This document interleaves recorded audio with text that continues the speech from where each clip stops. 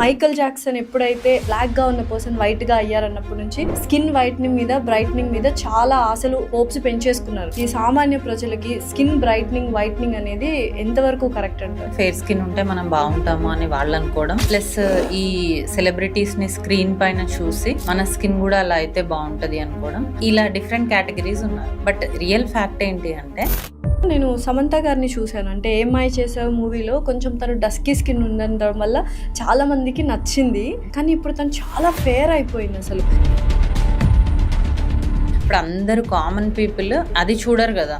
ఇప్పుడు ఏదో క్రీమ్ రాసుకుంటున్నారు, తెల్లగా అయిపోతున్నారు, లేదంటే ఇంజెక్షన్స్ చేసుకుంటున్నారు, ఫెయిర్ అవుతున్నారు అనుకుంటారు. సో ఎక్స్ట్రీమ్ ఫెయిర్నెస్ అనేది విత్ ట్రీట్మెంట్స్, న్యాచురల్ ప్రాసెస్ ఏదైతే ఉందో, ఏజింగ్ కావచ్చు, హెయిర్ రావడం కావచ్చు, దీన్ని మనం అబ్రప్ట్గా స్టాప్ చేసి మెయింటైన్ చేస్తూ ఉంటే ప్రాబ్లమేటిక్గా ఉంటుందా, లేకపోతే నిజంగానే మనం స్టాప్ చేయొచ్చా? ఒక టైం వరకే మేనేజ్ చేయగలరు. ఎప్పుడైతే మనకు కొల్లాజన్ చాలా ఎఫెక్టివ్గా ఉంటుందో దాన్ని మనం ఏం చేసినా కూడా, ఎంత ఖర్చు పెట్టినా కూడా ఆపలేం. డర్మటాలజిస్ట్ అనగానే నాకు ఒక్కటే మైండ్లో వచ్చింది ఏంటంటే, అసలు ఈ సోషల్ మీడియాలో ఒక వారే జరుగుతుంది. ఫేక్ క్లినిక్స్ అని, ఫేక్ డాక్టర్స్ అని, వాళ్ళని వీళ్ళు తిట్టుకోవడం, వీళ్ళని వాళ్ళు తిట్టుకోవడం, మధ్యలో విక్టిమ్స్ అనుకుంటూ క్లయింట్స్ రావడం. What you want to say? Cosmetology అనే ఒక చిన్న కోర్స్ చేసి అందులో ప్రొసీజర్స్ నేర్చుకుంటున్నారు. లైక్ కెమికల్ పీల్ ఎలా చేయాలి, లేజర్ ఎలా చేయాలి అనేది నేర్చుకొని వాళ్ళు ప్రాక్టీస్ స్టార్ట్ చేసేస్తారు. సో కొన్ని సర్జరీస్ గాన్ రాంగ్ కేసెస్ ఉన్నాయి, సక్సెస్ఫుల్ అయిన కేసెస్ ఉన్నాయి. గాన్ రాంగ్ చాలా వరకు మనము ఆయిషా టాకీ అని చూడొచ్చు. ఇంకా అసలు సక్సెస్ఫుల్ అంటే Janhvi Kapoor is a live example. And Allu Arjun గారు కావచ్చు, రామ్ చరణ్ గారు కావచ్చు, దుల్కర్ సల్మాన్ గారు కావచ్చు, వీళ్ళందరూ సక్సెస్ఫుల్ అయింది. ఎందుకు రాంగ్ అయింది అంటారు? సో వన్ బిగ్ ఇష్యూ ఏంటంటే సన్ స్క్రీన్ గురించి.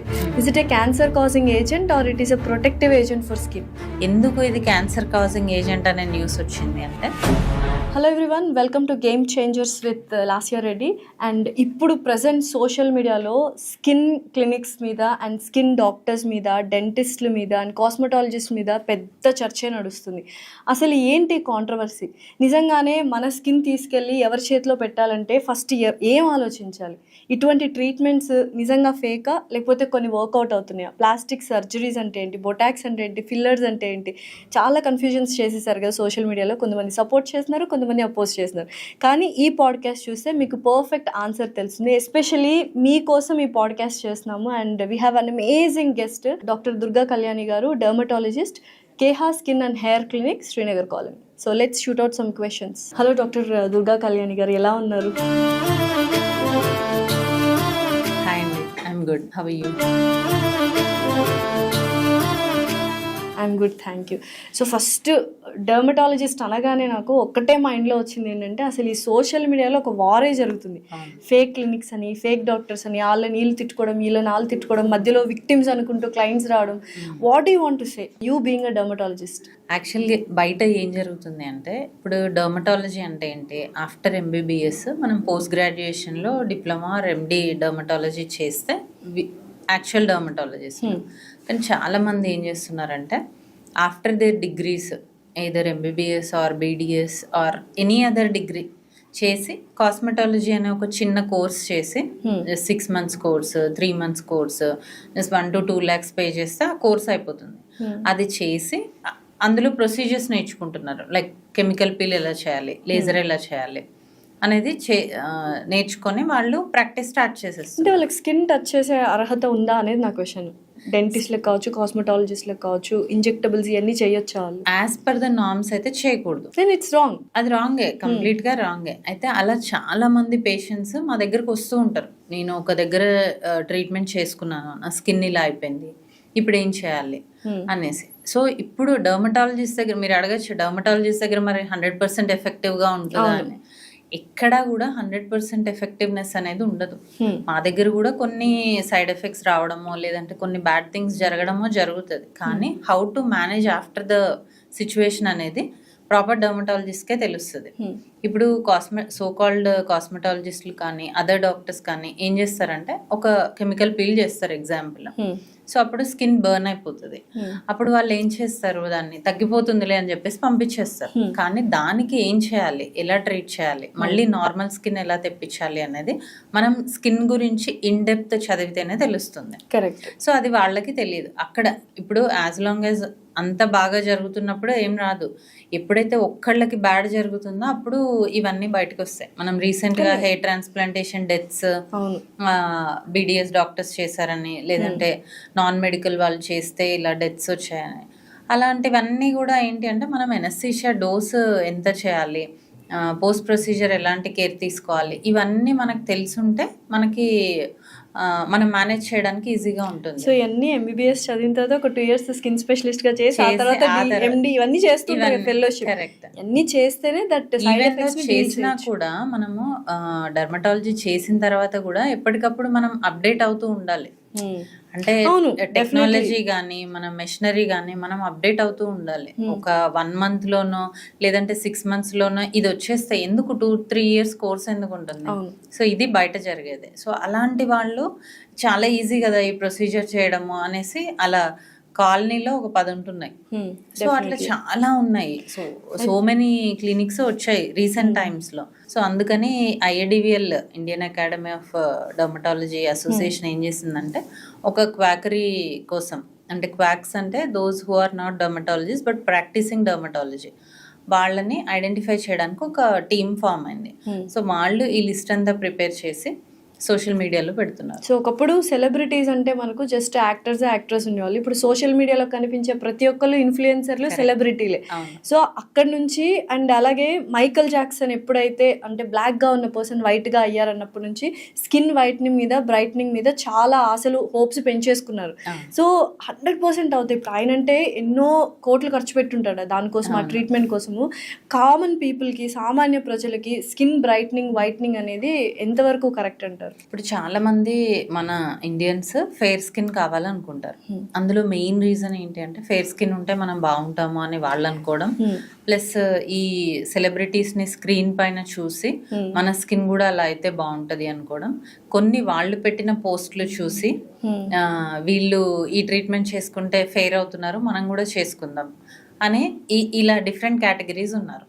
బట్ రియల్ ఫ్యాక్ట్ ఏంటి అంటే మనది ఏదైతే ఒరిజినల్ స్కిన్ ఉంటుందో దాన్ని టోన్ ఇంప్రూవ్ చేసుకోవచ్చు, టెక్స్చర్ ఇంప్రూవ్ చేసుకోవచ్చు, but not the colour. Okay, colour improve అవుతుంది ఎప్పుడు అంటే నువ్వు ఇంటర్నల్ హెల్త్ కూడా బ్యాలెన్స్డ్గా ఉండి మంచి డైట్ తీసుకొని కొన్ని ప్రొసీజర్స్ యాడ్ చేసుకుంటే 1 step మనం అంటే 1 step ఫెయిర్ చేసుకోవచ్చు. బట్ ఇక్కడ నేను సమంత గారిని చూశాను, అంటే ఏమై చేసావు మూవీలో కొంచెం తను డస్కీ స్కిన్ ఉండడం వల్ల చాలా మందికి నచ్చింది యాజ్ అ హీరోయిన్ గా, యాక్టింగ్ స్కిల్స్. కానీ ఇప్పుడు తను చాలా ఫేర్ అయిపోయింది, అసలు మేకప్ లేకుండా కూడా చాలా బాగుంటుంది. సో వైట్ అవుతారు కంపల్సరీ అనేది అయితే ఒకటి వచ్చేసింది.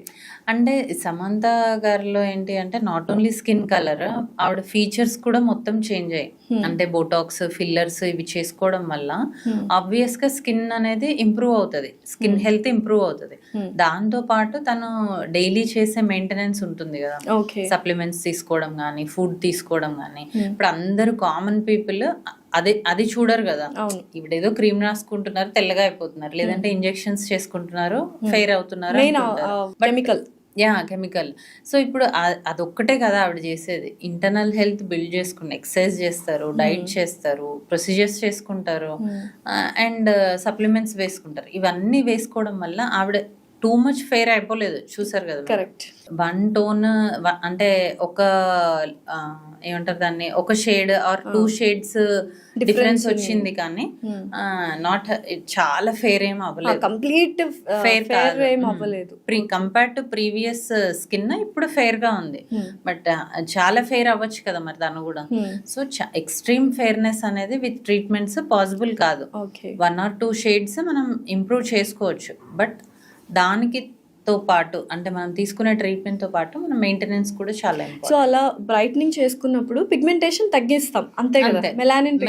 సో అలా మెలానిన్ పిగ్మెంట్ తగ్గినప్పుడు ఏమైనా సైడ్ ఎఫెక్ట్స్ వస్తాయా, లేకపోతే స్కిన్ సెన్సిటివ్ అవడం ఇలాంటివి ఏమైనా జరుగుతుంటాయా? సో మనము ఇలా పిగ్మెంట్ తగ్గించడానికి గ్లూటాథయోన్ ఇంజెక్షన్స్ అని ఇస్తాం కదా. సో దాని వల్ల ఏమవుతుందంటే టైరోసినేజ్ అనే ఎంజైమ్ తగ్గుతుంది.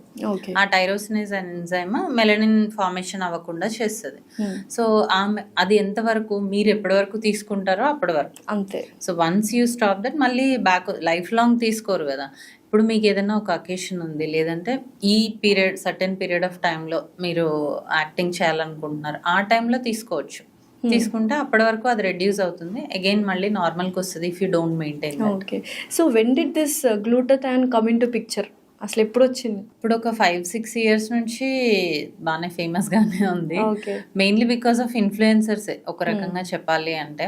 ఇంతకుముందు మేము ఎలా అంటే ఎవరైతే ఫుల్ బాడీ కలర్ కోసం చూస్తున్నారు, ఫుల్ బాడీ టోన్ ఇంప్రూవ్ చేసుకోవాలనుకుంటున్నారు, ఇలా యాక్టింగ్ ఫీల్డ్లో ఉన్నారు, వాళ్ళకి మాత్రం సజెస్ట్ చేసేవాళ్ళం. ఇప్పుడు నార్మల్ వాళ్ళు కూడా వచ్చి అడుగుతున్నారు, చేస్తాము, బట్ ప్రోస్ అండ్ కాన్స్, చేసుకున్నంత రోజులు ఉంటుంది, మళ్ళీ బ్యాక్ వస్తుంది, ఇంత ఖర్చు అవుతుంది, మీరు మెయింటైన్ చేసుకోగలరా, ఇవన్నీ ఎక్స్ప్లెయిన్ చేసి చేయడం జరుగుతుంది. ఎక్కడో ప్రీవియస్ ఇయర్స్లో లివర్ టైంలో అంటే లివర్ డిసీజెస్ ఉన్నప్పుడు ఇది యూస్ చేస్తున్నారు అని విన్నాము.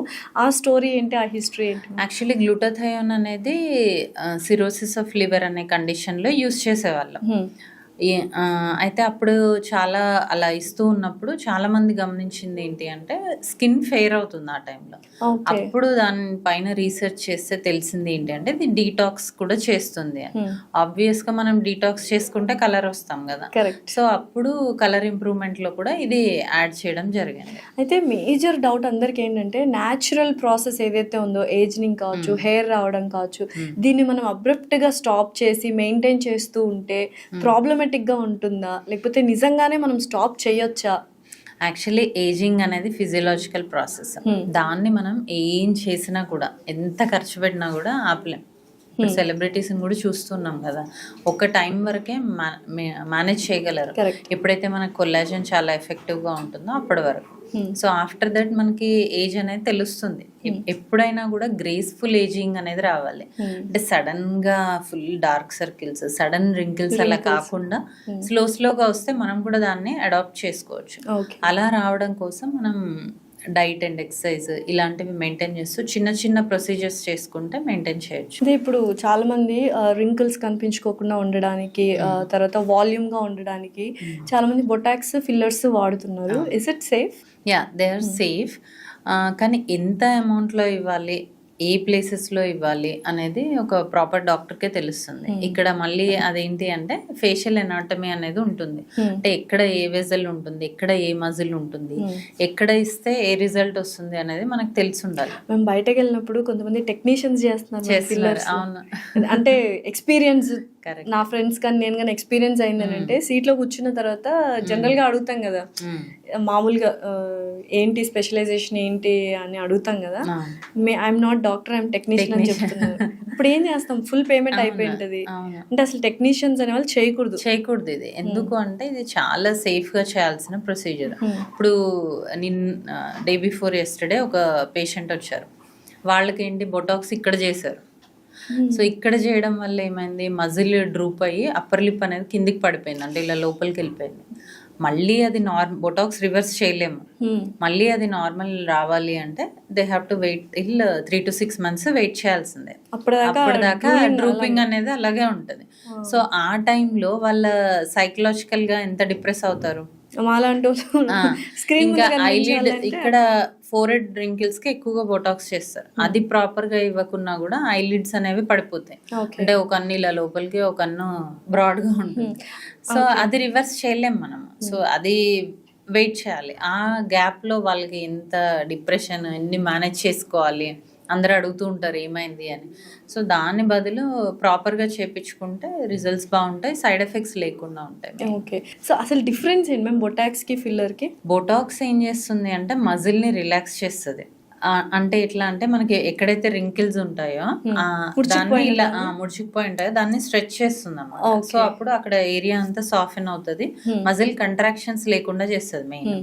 సో రిలాక్స్డ్ గా ఉంటది కాబట్టి అక్కడ ఏరియా అంతా చాలా క్లీన్ గా, చాలా వైడ్గా అలా కనిపిస్తుంది, నీట్గా కనిపిస్తుంది అన్నమాట. సో ఫిల్లర్స్ ఏం చేస్తుందంటే మనం ఏజ్ అవుతున్న కొద్దీ మనకి వాల్యూమ్ అనేది లాస్ అవుతుంది. సంకెన్ ఫేస్ అంటాం కదా, కళ్ళ కింద కానీ చీక్ వాల్యూమ్ కానీ లాస్ అయ్యి ఫేస్ డ్రాప్ అవుతూ ఉంటుంది.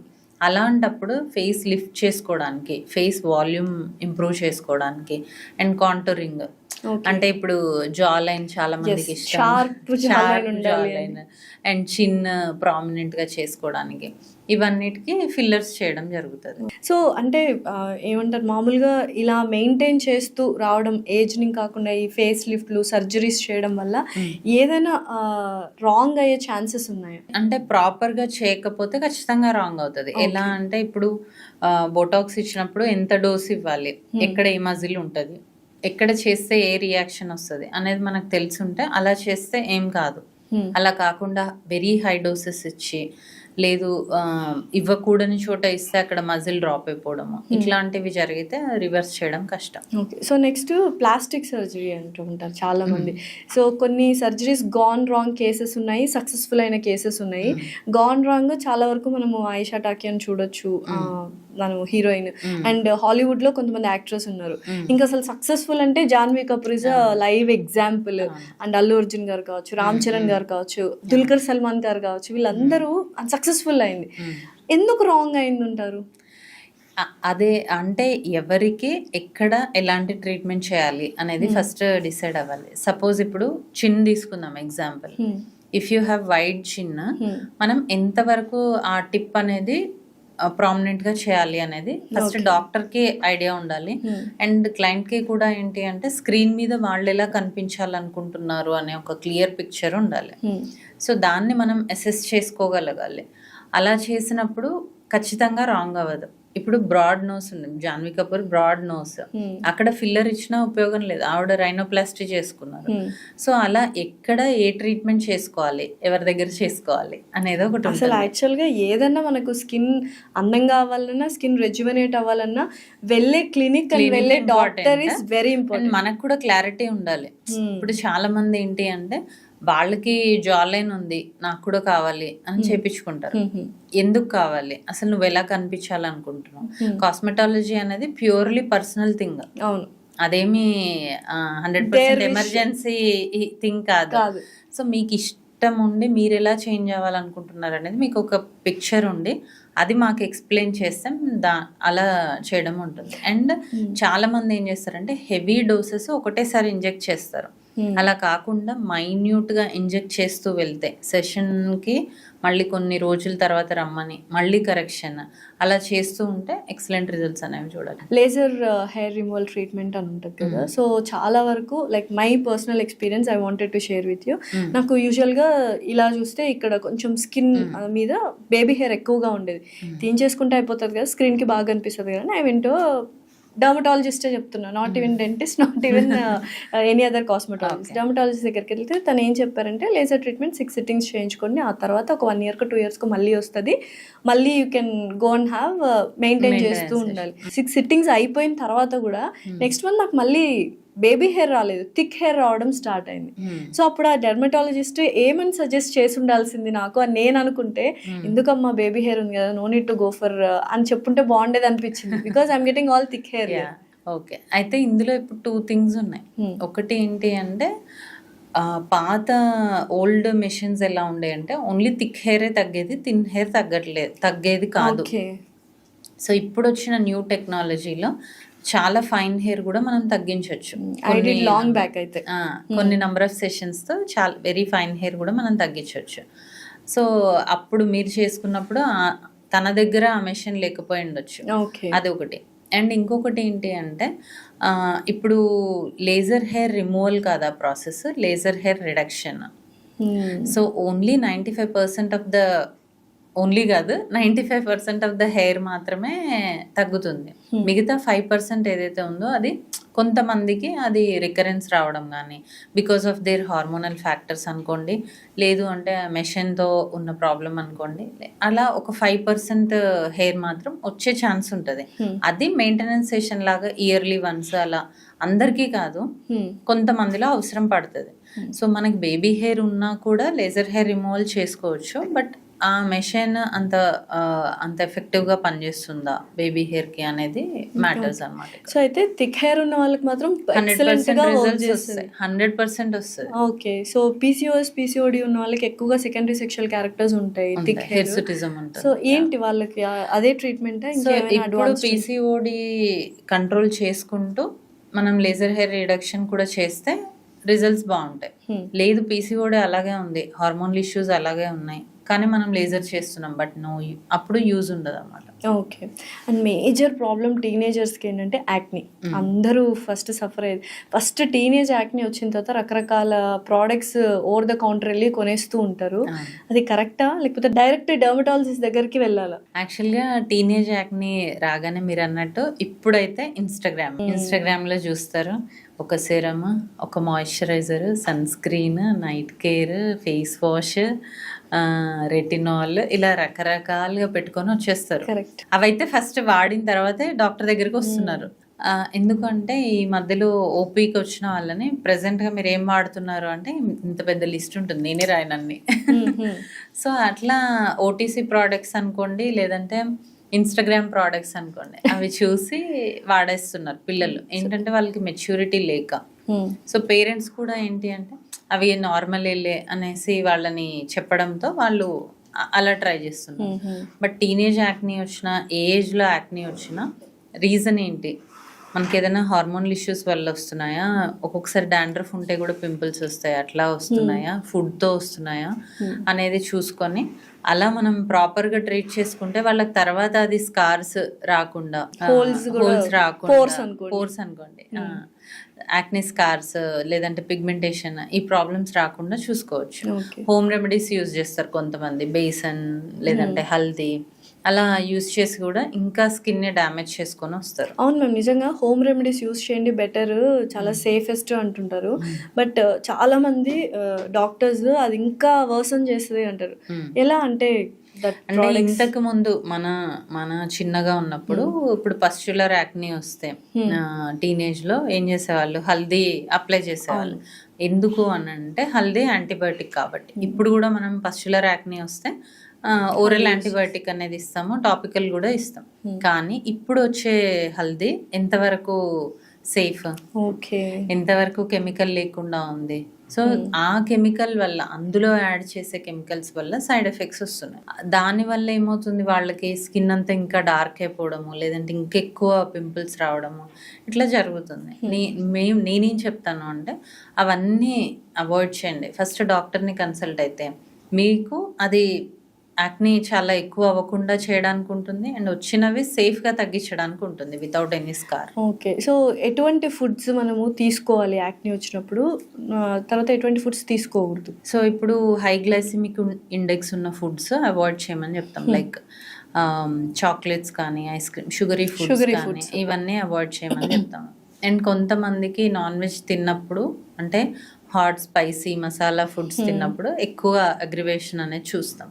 ఆ ఫుడ్స్ అవాయిడ్ చేయమంటాం. ఎక్కువ ఏం తినమంటాము అంటే fruits and vegetables, anti oxidant rich food, high coloured berries కానీ, క్యారెట్స్, ఇట్లాంటివి ఎక్కువగా తీసుకోమని చెప్తాం. వాటర్ ఇంటేక్ ఒకటి చూసుకోమంటాము. అండ్ మిల్క్ తీసుకోవచ్చా చాలా మంది అడుగుతారు. డైరీ ప్రోడక్ట్స్ ఏం చేస్తాయంటే సీబమ్ని ఇంకా ఇంక్రీజ్ చేసి యాక్ని అగ్రివేట్ అయ్యే ఛాన్స్ ఉంటుంది. సో డైరీ ప్రోడక్ట్స్ వద్దంటాం. సో యూజువల్గా చాలా మంది వేడి చేసింది కాబట్టి పింపుల్స్ వస్తున్నాయి అంటారు, దాన్ని తగ్గించడానికి మజ్జిగ తాగుతూ ఉంటాయి. ఫర్మెంటెడ్ ప్రోడక్ట్స్ గుడ్ బ్యాక్టీరియా ఉంటాయి కాబట్టి that is okay. Other than curd and మజ్జిగ, ఇవి చీజ్, పన్నీర్, బటర్, ఇట్లాంటివి అవాయిడ్ చేయమని. సో వన్ బిగ్ ఇష్యూ ఏంటంటే సన్ స్క్రీన్ గురించి. Is it a cancer causing agent or it is a protective agent for skin? So first sunscreen benefits చూద్దాము, తర్వాత cancer వస్తుందా లేదా చూద్దాం. సో సన్ స్క్రీన్ బెనిఫిట్స్ ఏంటి అంటే మనము ఎండ నుంచి యాంటీ ఏజింగ్ ప్రొటెక్షన్ ఒకటి, పిగ్మెంటేషన్ రాకుండా అండ్ సన్ బర్న్స్ రాకుండా మనం సన్ స్క్రీన్ అనేది వాడుకోవాలి. ఈవెన్ చిన్న పిల్లల్లో కూడా ఎందుకు యూస్ చేయమంటాము అంటే వాళ్ళు ఎక్స్పోజ్ అయ్యే సన్ కూడా ఇప్పుడు హెవీ ఉంది కదా, మన అప్పుడులా లేదు. సో దానివల్ల వాళ్ళకి ఏమవుతుంది, సన్ ర్యాషెస్ రావడం ఉంటుంది. వాళ్ళకు కూడా స్కూల్కి వెళ్ళే పిల్లలకు కూడా అప్లై చేయమని చెప్తున్నాం. ఎందుకు ఇది క్యాన్సర్ కాజింగ్ ఏజెంట్ అనే న్యూస్ వచ్చింది అంటే సన్ స్క్రీన్లో 2 kinds ఉంటాయి, physical and chemical. Physical sunscreen safe for everyone. ఎందుకు అంటే only upper layer of the skin వరకు మాత్రమే పనిచేస్తుంది. సో అందుకని physical sunscreen even if you are pregnant, lactation, kids అందరినీ యూజ్ చేయమంటాం. Even if you have sensitive skin, కానీ కెమికల్ సన్ స్క్రీన్ ఏం చేస్తుందంటే స్కిన్లోకి అబ్జర్వ్ అవుతుంది. So those who are having very sensitive skin, లేదు అంటే చాలా ఓపెన్ ఉంది, అంటే అబరేషన్స్ ఉన్నాయి, ఓపెనింగ్స్ ఉన్నాయి, ఫిజర్స్ ఉన్నాయి, అట్లాంటి స్కిన్ ఉన్న వాళ్ళకి, very mild and sensitive skin ఉన్న వాళ్ళకి ఈ sunscreen, chemical sunscreens వాడడం వల్ల అది మనకి ఇంటర్నల్గా అబ్జర్వ్ అవుతాయి. అప్పుడు అది లోపల రియాక్షన్స్ వచ్చేసి క్యాన్సర్స్ వచ్చే అవకాశం ఉంది అని. అందులోనూ కొన్ని కెమికల్స్, ఆక్సిబెంజోన్ అలాంటివి. ఓకే. సో ఇది SPF ఉంటుంది కదా, సో ఇది 50 వాడాలా 30 వాడాలా? SPF అంటే సన్ ప్రొటెక్షన్ ఫ్యాక్టర్. మనకి ఇప్పుడు సన్ నుంచి వచ్చేవి అల్ట్రావైలెట్ రేస్, అందులో UVA, UVB అని ఉంటాయి. SPF అనేది ఏంటంటే UVBకి ప్రొటెక్షన్ అన్నమాట. సో మనకి 30 ఉంటే 90% ప్రొటెక్షన్ ఉంటుంది, 40 ఉంటే 95% ఉంటుంది, 50 ఉంటే 99% ఉంటుంది. సో కానీ మనము ఇప్పుడు డస్కీ స్కిన్ ఉంది, కానీ నేను 50 SPF పెట్టుకుంటాను అంటే మీ స్కిన్కి అది సూట్ అవుతుందా లేదా చూడాలి. అయితే ఇప్పుడు మ్యాట్ ఫినిష్ సన్ స్క్రీన్ అని, silicone sunscreens, gel based sunscreens వచ్చాయి కాబట్టి even if we use high SPF ఉన్నవి వాడినా కూడా మనకి ప్రాబ్లం లేదు. అంటే ఇదివరకేమో ఒక లేయర్ లాగా, వైట్ కాస్ట్ లాగా ఫామ్ అయ్యేది, ఇప్పుడు అలా లేకుండా వస్తున్నాయి. సో మీరు ఎక్కువ ఎండకి ఎక్స్పోజ్ అవుతున్నారు అనుకుంటే హై SPF యూజ్ చేయొచ్చు.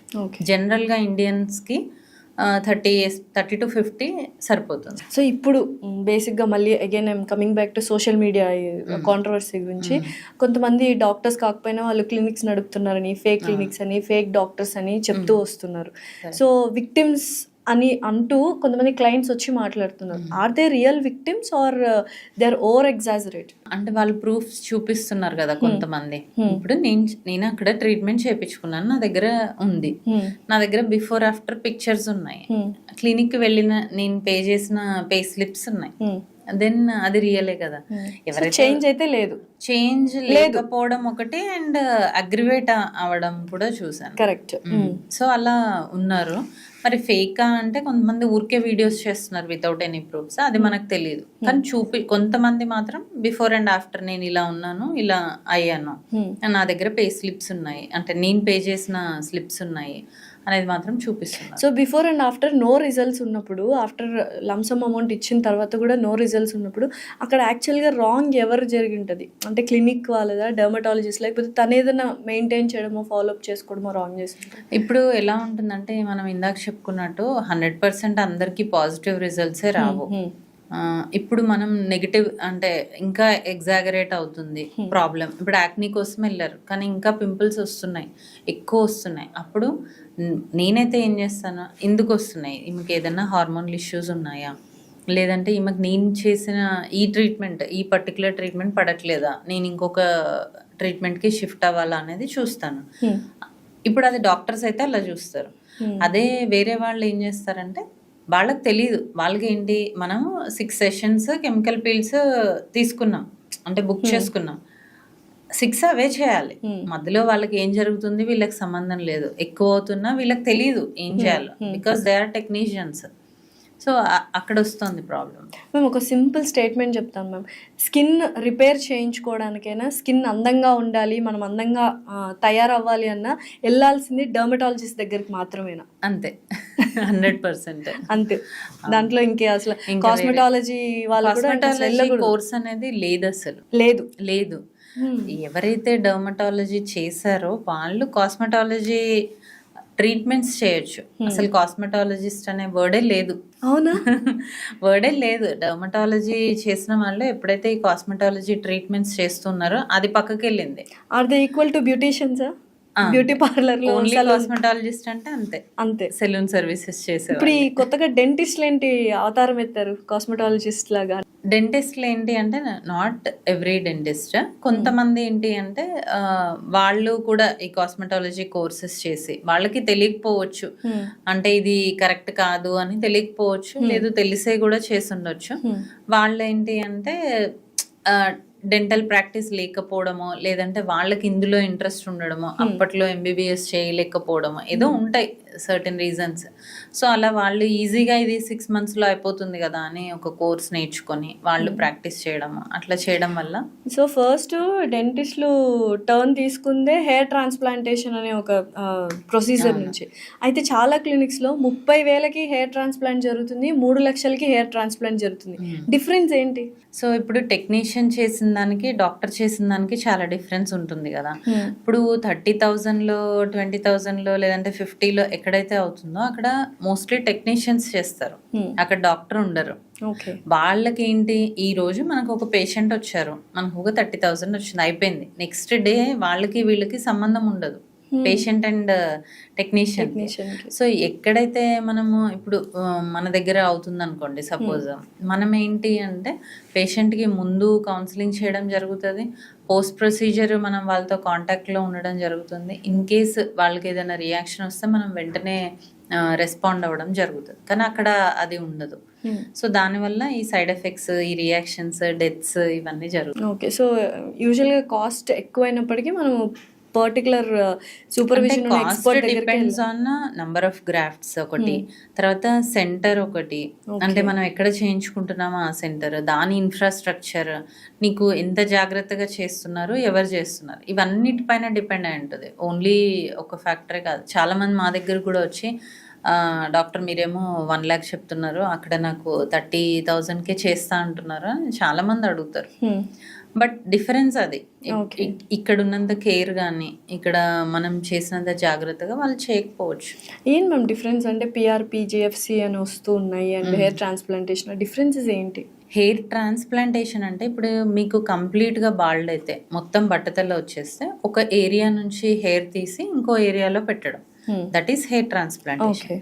జిఎఫ్సి, పిఆర్పి ఏంటి అంటే నీకు ఎప్పుడైతే హెయిర్ పల్చగా అయిపోతుందో అప్పుడు ఆ థిక్నెస్ని ఇంప్రూవ్ చేసుకోవడానికి అండ్ హెయిర్ లాస్ని కంట్రోల్ చేసుకోవడానికి మనం చేసే ప్రొసీజర్స్ ఈ గ్రోత్ ఫ్యాక్టర్ ట్రీట్మెంట్ అంటాం. జిఎఫ్సి అంటే, పిఆర్పి అంటే ప్లేట్లెట్ రిచ్ ప్లాస్మా, అంటే మీ ఓన్ బ్లడ్ నుంచి మనం కొన్ని ప్లాస్మా సపరేట్ చేసి ఇంజెక్ట్ చేయడం అన్నమాట.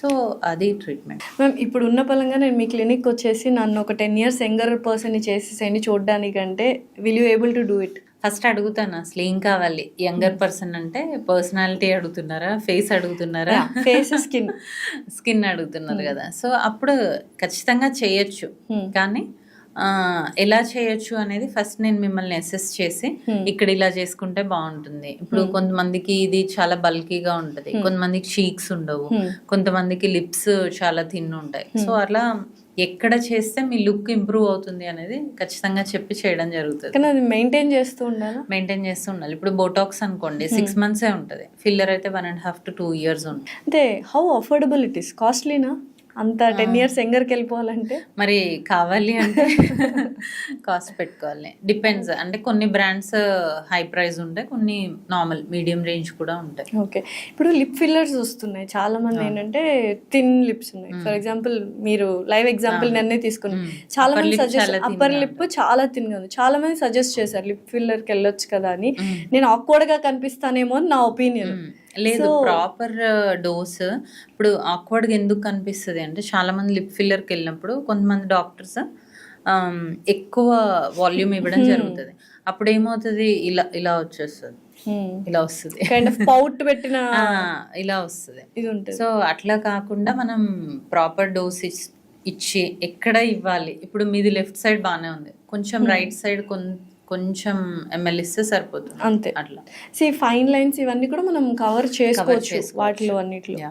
సో ఓవరాల్గా ఇప్పుడు ఎవరైనా అందంగా తయారవ్వాలి అంటే ఇప్పుడు 30s లో ఉన్న వాళ్ళు వస్తే అక్కడ నుంచి స్కిన్ మెయింటైన్ చేస్తూ ఉంటే చాలా ఈజీ. అదే అడుగుతున్నా, ఏ ఏజ్ నుంచి అంటే మేము మీ దగ్గరకు రావాలి? 25 చెప్పాలి అంటే 25 నుంచి ఎవరైతే స్కిన్ కేర్ మెయింటైన్ చేస్తారో వాళ్ళు స్లోగా కరెక్ట్ చేసుకుంటూ వెళ్తే అది చాలా కాలం వరకు మనం బ్యూటిఫుల్ గా ఉండొచ్చు. అలా కాకుండా డైరెక్ట్ నేను ఇప్పుడు బాగానే ఉన్నాను కదా, 60 తర్వాత వెళ్తాను లేదంటే 50 తర్వాత వెళ్తాను అంటే టూ మచ్ డోస్ ఇవ్వాల్సి వస్తుంది. అయినా కూడా వాళ్ళకి సాటిస్ఫాక్షన్ ఉండదు, బికాజ్ అప్పటికే చాలా సంఖ్యన అయిపోతుంది, చాలా సాగింగ్ ఉంటుంది. అప్పుడు చేయడం కన్నా యంగ్ ఏజ్ నుంచి మనం కొంచెం స్కిన్ కేర్ కొన్ని యాంటీ ఏజింగ్ ట్రీట్మెంట్స్ చేసుకుంటాం. అయితే స్కిన్ కేర్ రొటీన్ అని ఒకటి ఉంది. So day care, skin routine, night care. ఏంటి మేడం, మాయిశ్చరైజర్, సీరము, తర్వాత ఇంకేవో సన్ స్క్రీన్, ఇంకా తర్వాత మళ్ళీ ఏవేవో అన్ని నైట్ అన్ని రాసుకొని పడుకోవాలి స్కిన్ ని. అంటే దానికి బ్రీత్ ఇచ్చే స్పేస్ కూడా ఇవ్వకుండా నిజంగానే అన్ని వాడాలా ఇప్పుడు? అవసరం లేదు. యాక్చువల్లీ ఇప్పుడు టీనేజ్ వాళ్ళు ఉన్నారనుకోండి, మార్నింగ్ అండ్ నైట్ మాయిశ్చరైజర్ పెట్టి మార్నింగ్ ఒక sunscreen, if they are exposing to too much of sun అయితే ఒక సన్ స్క్రీన్ పెట్టుకుంటే చాలు. మాయిశ్చరైజర్ అనేది చాలా ఇంపార్టెంట్ అండ్ 100% ఎఫెక్టివ్గా ఉంటుంది. ఎందుకు అంటే మన స్కిన్ బ్యారియర్ బాగుండాలి, బయట పొల్యూటెంట్స్ నుంచి మనం స్కిన్ బాగుండాలి, ప్రొటెక్ట్ చేసుకోవాలి అంటే మాయిశ్చరైజర్ 100% అది మాత్రం వాడాలి morning and night. And sunscreen depending on your exposure. చాలా మంది ఇప్పుడు 2 ఫింగర్ టిప్స్, 3 ఫింగర్ టిప్స్ అని నేను కూడా చెప్తాను. బట్ ఇప్పుడు మీది చిన్న ఫేస్, మీకు 2 ఫింగర్ టిప్స్ అంటే దయంలా ఉంటుంది. అంత అవసరం లేదు.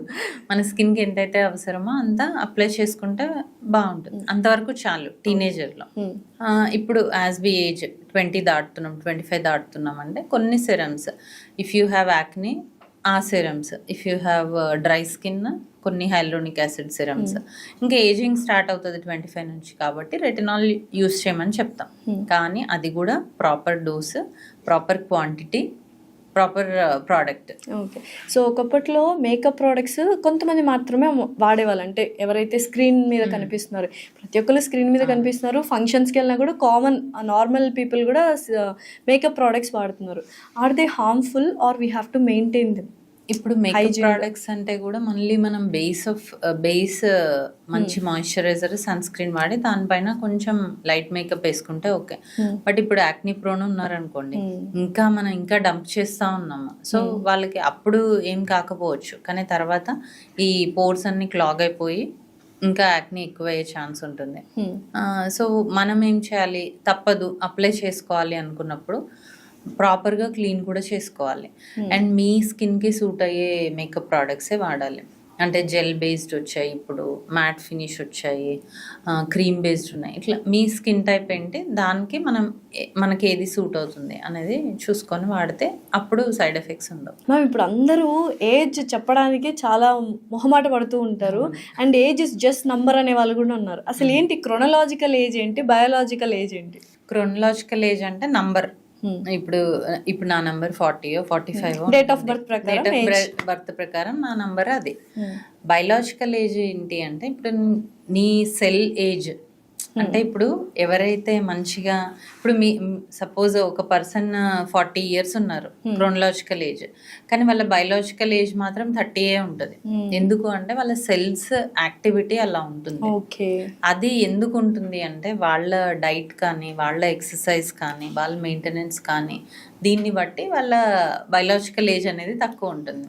సో ఎప్పుడైతే మనం ఓన్లీ అప్లికేషన్స్ కాకుండా ఇంటర్నల్ అండ్ ఎక్స్టర్నల్ హెల్త్ ప్రాపర్గా మెయింటైన్ చేస్తామో మన బయలాజికల్ ఏజ్ మన క్రోనలాజికల్ ఏజ్ కన్నా చాలా తక్కువగా మెయింటైన్ చేయొచ్చు. సో బయోలాజికల్ ఏజ్ తక్కువ ఉండాలి, క్రోనలాజికల్ ఏజ్ అంటే అప్పుడు మనం అందంగా కనిపిస్తాం. సో ఓవరాల్గా ఒక క్వశ్చన్ మ్యామ్, ఫైనల్లీ అసలు చూస్తున్న ఆడియన్స్కి, ఇప్పుడు చాలామంది క్లినిక్స్ వచ్చాయి, ఈ డాక్టర్ ఇలా అందరూ క్లినిక్స్ మీద, డాక్టర్స్ మీద అంటున్నారు, ఫైన్. అసలు ఆడియన్స్కి ఏం చెప్దాం అనుకుంటున్నారు? సో స్కిన్, హెయిర్ అనేది చాలా ఇంపార్టెంట్. అది ఓన్లీ అపియరెన్స్కే కాకుండా మన కాన్ఫిడెన్స్, మన సైకలాజికల్ స్టేటస్, వీటన్నిటిలో కూడా matters skin and hair. So అంత ఇంపార్టెంట్ అయిన స్కిన్ అండ్ హెయిర్ని ఎక్కడంటే అక్కడ, లేదంటే ఎవరికంటే వాళ్ళకి అప్పగించడం కాకుండా ఒక ప్రాపర్ డర్మటాలజిస్ట్ని చూస్ చేసుకొని వాళ్ళతోనే కంటిన్యూ అవుతాం. ఇప్పుడు చాలామంది ఒకరోజు ఒకరి దగ్గరికి వెళ్తే ఇంకొక రోజు ఇంకొక, అలా కాకుండా కంటిన్యూస్గా ఒక డాక్టర్తో ట్రావెల్ చేస్తే మీ స్కిన్ ఏంటి అనేది వాళ్ళకి అర్థమవుతుంది. మీ స్కిన్లో ఉన్న చేంజెస్ని బట్టి వాళ్ళు మీకు సజెస్ట్ చేయడం జరుగుతుంది. సో అలాంటి సెంటర్స్ని చూస్ చేసుకోండి, అలాంటి డాక్టర్స్ని చూస్ చేసుకోండి. తక్కువకి వస్తుంది, లేదు యాక్సెసిబిలిటీ ఈజీగా ఉంది, బాగా మాట్లాడుతున్నారనో అలా కాకుండా ప్రాపర్ డాక్టర్ దగ్గరికి వెళ్తే స్కిన్ అండ్ హెయిర్ని మంచిగా వాళ్ళు ప్యాంపర్ చేస్తారు, మీకు కూడా ఆ కాన్ఫిడెన్స్ అనేది ఉంటుంది. So go and check their certificates and they should be compulsorily dermatologist. ఇప్పుడు నా దగ్గరకు వచ్చిన వల్ల మీ సర్టిఫికేట్ చూపించండి అని ఎవరు క్లినిక్ లో వేసి ఉంటారు కదా. అలా కూడా ఇప్పుడు ఎంతమంది వెళ్ళి చదువుతారు, చదవలేరు. సో అట్లీస్ట్ గూగుల్లో చెక్ చేసుకోండి వీళ్ళు కరెక్ట్ డాక్టర్సా కాదా, వీళ్ళ ఎలా ఉంది, వీళ్ళ ట్రీట్మెంట్స్ ఎలా ఉన్నాయి. ఇప్పుడు ఇన్స్టా ఇవన్నీ వచ్చాయి, గూగుల్ రివ్యూస్ ఉన్నాయి, ఇవన్నీ చూసుకోండి. ప్రాపర్ డాక్టర్ కాదా చూసుకోండి, చూసుకొని అప్పుడు వెళ్ళండి. సో మీ స్కిన్ ఎవరి చేతిలోనో పెట్టాలంటే కేవలం డెర్మటాలజిస్ట్ చేతిలోనే పెట్టండి, అంతకుమించి ఎవరి చేతిలో పెట్టకండి. Thank you so much Durga గారు, థ్యాంక్స్ అలాట్.